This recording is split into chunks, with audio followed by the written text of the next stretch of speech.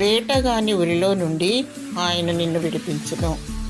కీర్తనలు 91 అధ్యాయము 3వ వచనం. మానవుని పతనము చేయనవి 3: స్త్రీ, సిరి, అహం. స్త్రీ వలలో అనగా దెలీలా వలలో చిక్కిన సంసోను పతనమైపోయాడు. సిరి అనే ఉరిలో చిక్కిన ధనవంతుడు పాతాళంలో యాతన పడుతున్నాడు. హేరోదు అహంకారముతో విర్రవీగి పురుగులు పడి చనిపోయాడు. దురాశ పాపమును కనును, పాపము పరిపక్వమగును. పాపము వలన వచ్చు జీతము మరణము. అయితే దేవుని కృపావరము మన ప్రభువైన యేసు క్రీస్తునందు నిత్య జీవం.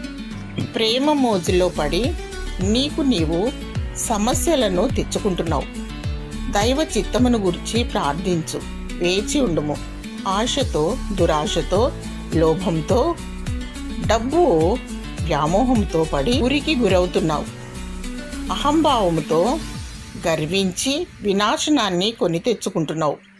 అపవాది కుయుక్తిని, సాతాను ఉచ్చులో పడకుండా దేవునికి మొరపెట్టుము. దేవుడు వేటగాని ఉరిలో నుండి నిన్ను రక్షిస్తాడు. నాశనకరమైన తెగులు రాకుండా నిన్ను కాపాడుతాడు. దేవుడు నిన్ను భద్రపరిచి కాపాడునుగాక. ఆమేన్.